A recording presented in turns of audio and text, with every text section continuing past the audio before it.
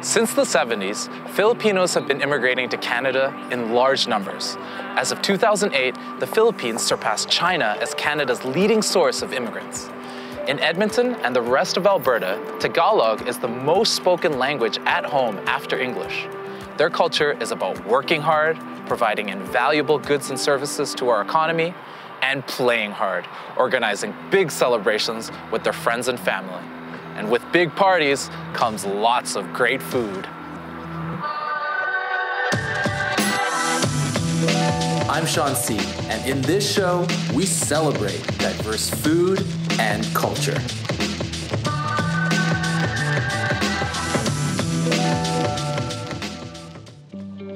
My name is Hipólito Wee. They call me Paul.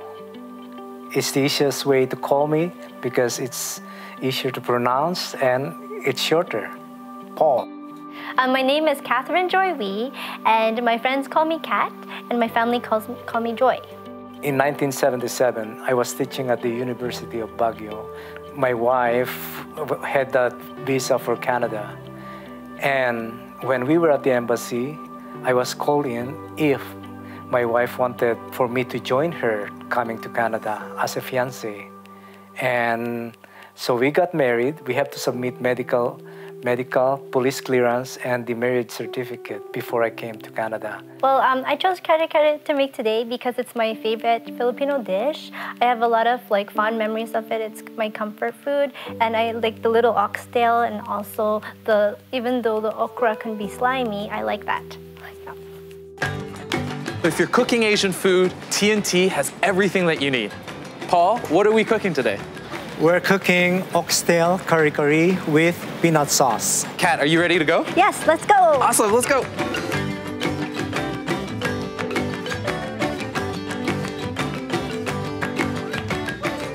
Dad, what veggies are in kare-kare? We have the regular bok choy, we have the eggplants, the string beans, and the okra. Cool. So what else do we need now? Well, from here, we can pick up the meat. Awesome, let's go. Okay. Hello, do you have beef, oxtail, tripe, and beef tendon? Thank you.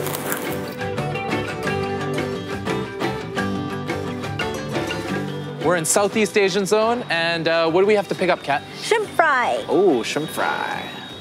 And fish sauce, right? Yes. Okay, cool. Oh, Sean, can you reach that for me, please? All right. All right, I think that's it, right? I think so. Where's Paul? Where did he go? You forgot the peanut butter. Oh. Oh, yeah. All right, let's go. Right on. Okay, which till? This till? Welcome to TNT Supermarket. I need to learn how to make this quick because I'm so hungry.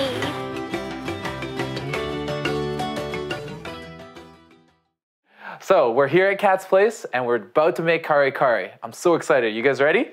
Finally. Yes. All right, so Paul, what do we have to do first? Prepare the meat. Awesome, let's do this. Cut the honeycomb tripe into 2 to 3 inch pieces and the tendon into 1.5 inch pieces. The oxtail should be pre-cut from the butcher. Put the oxtail and tendon into the pressure cooker. If you don't have one, you can use a large pot, but the meat will take longer to cook. Add 2 to 3 cups of water. Pressure cook on high until it starts to boil, then turn down to medium heat. Total cooking time, 15 to 20 minutes. In a large pot, add the tripe and 2 cups of water and simmer on medium heat for 15 minutes. While the meats are cooking, prepare the vegetables.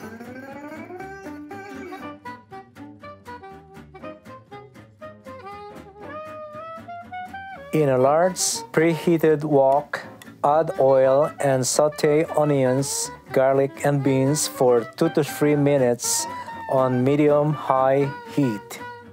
Add the okra and eggplant to the pan and continue cooking for 2 to 3 minutes.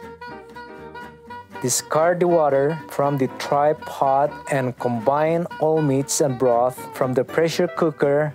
Stir in the fish sauce and beef broth to the pot and all the vegetables from the wok.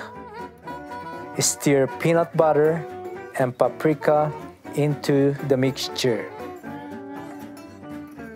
Add the bok choy, stir the mixture, set heat to medium-high, and bring to a boil. Then it's ready to serve with rice and shrimp fry on the side.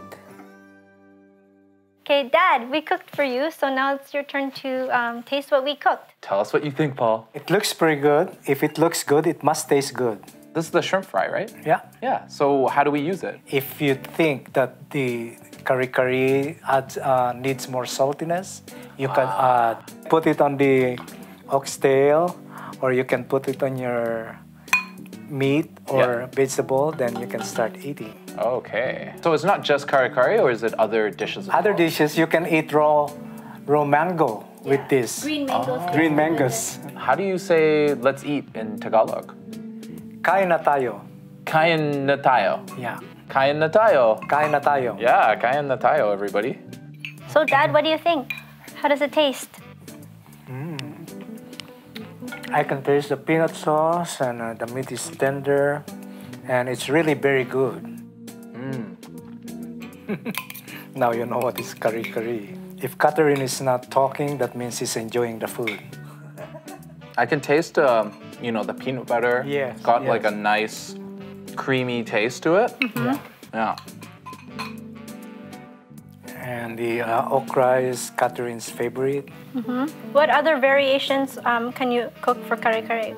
Well, there are many. Like you can cook kare-kare out of pork hock. Pork hock kare-kare. And some started cooking fish kare-kare. So you can replace the meat, or you just... Yes. Okay. And for those who are vegetarians, you can just basically cook the veggies in peanut butter or peanut sauce. Vegetarian kare-kare. skip No the meat. meat at all. How often do you usually cook at home? I cook basic things.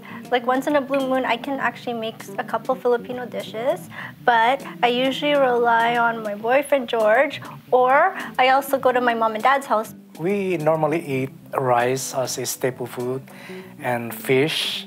We don't serve that many dishes, just 2 would be sufficient. Usually a couple dishes, but then if there's a birthday party, then they can make 7 main courses. Like, you know, like what they go we all had. out. Recently, we had a birthday celebration, and they requested beef tomato, which is Chinese, and we cooked noodles, pancit, which is another common almost all parties. Yeah. And then we have the egg roll or the lumpia, and then we have, of course, cake. Is it just like constant eating, or like are there any like really special activities that you I would guys... say in Edmonton, a party is boring without some mahjong or card games.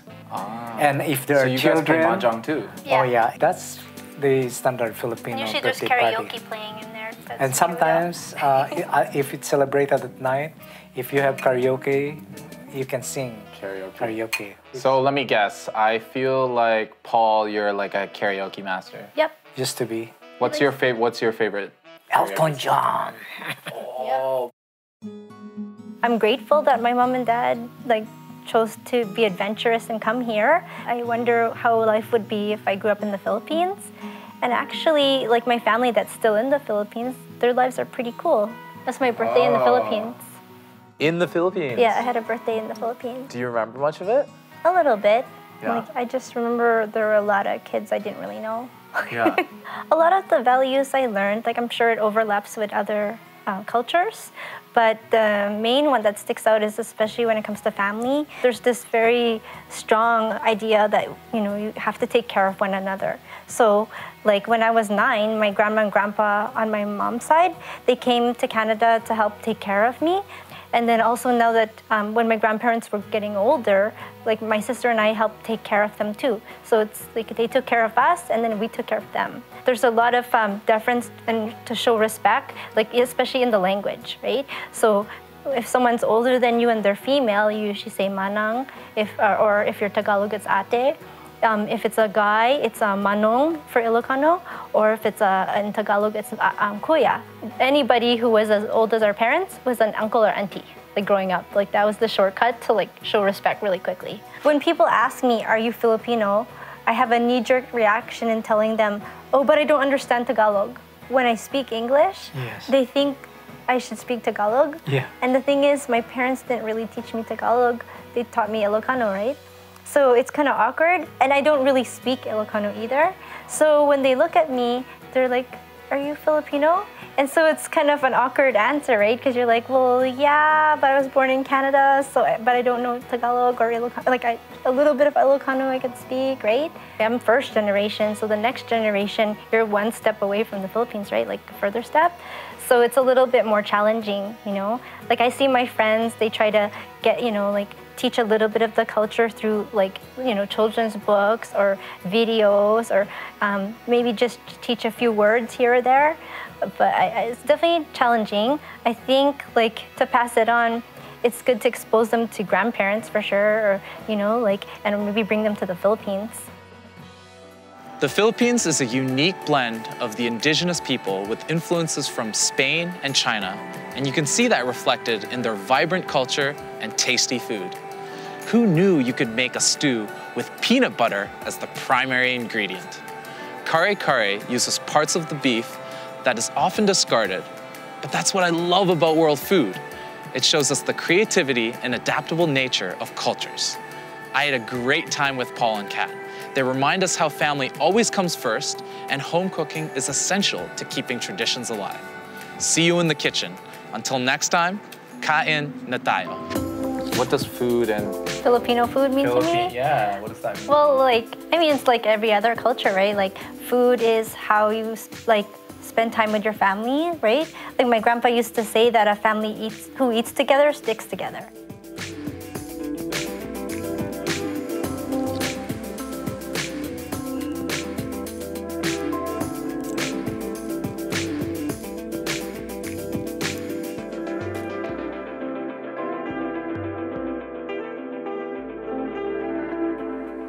A Filipino wife with our culture is very loving, is very faithful, is hardworking. She can do all the work, household work in the family. Usually they can cook. She knows how to care for children and her husband. And that's one thing, that one quality. I would say 90% of a Filipina coming to Canada, not a Filipina growing up in Canada. Because a Filipina growing up in Canada has adopted the Western culture. If a Filipina, I said, "Sean, make your own sandwich." "Sean, why don't you wash your own dishes?" "I work, you work, we have to share the household work." Gosh forbid you're equals. Yes, that is. And then if you go to the Philippines and marry a Filipina, said, "Sean, what do you want for breakfast? What do you want for lunch? I'll make for you." "Okay, give me all your dirty laundry. I'll But wash there's them for also you." some very westernized Filipino girls too in the Philippines, right? That will say, "Make your own sandwich because I'm busy working." Yes, So that's very true. the times are changing. Yeah.